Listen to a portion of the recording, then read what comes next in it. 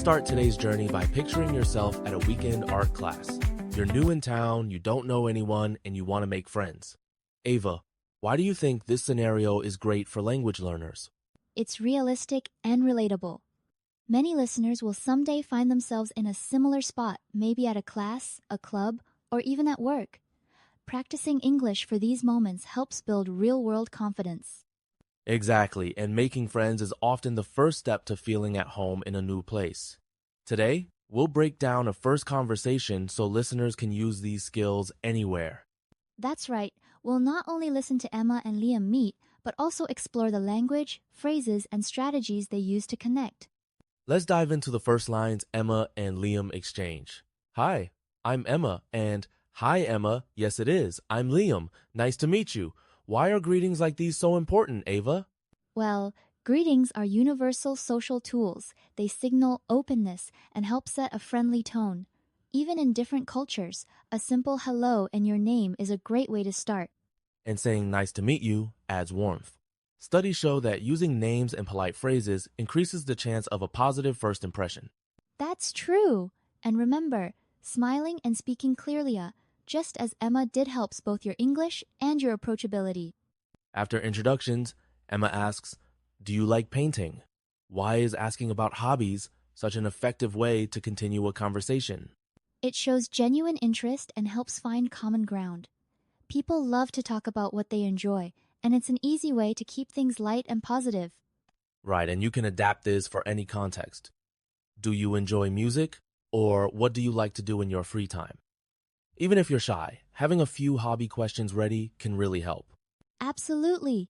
Research from language learning platforms shows that conversations with shared interests last 40% longer on average. Notice how Liam says, yeah, I enjoy it. I'm not very good, but I like to try. How does sharing your honest opinion impact the interaction? Being honest and a little self-deprecating can make you more relatable.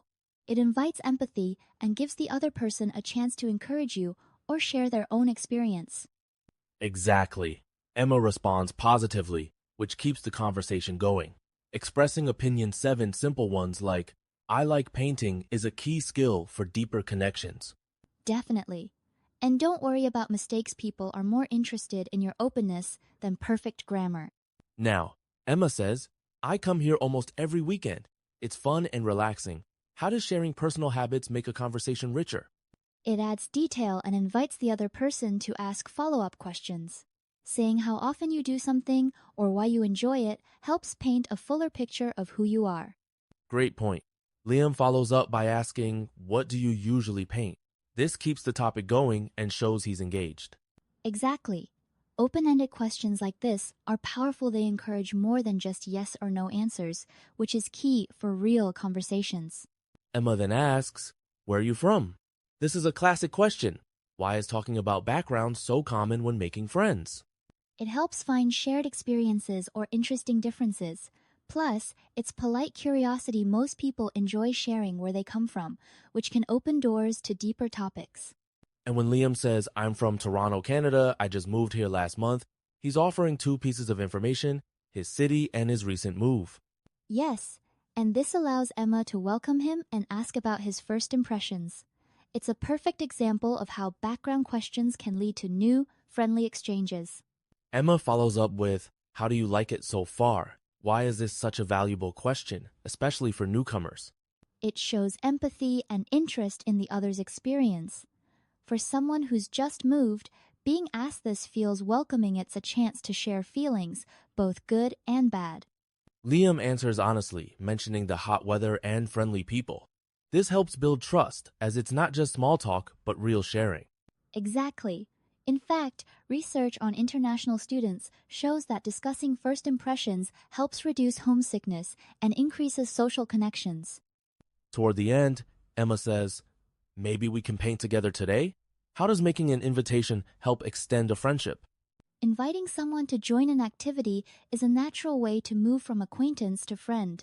It lowers barriers and gives you something to share, which strengthens the bond. Exactly, and even simple offers like, do you want to get coffee? Or let's keep in touch can make a big difference. According to a 2022 survey, People who make such invitations are twice as likely to build lasting friendships. That's right.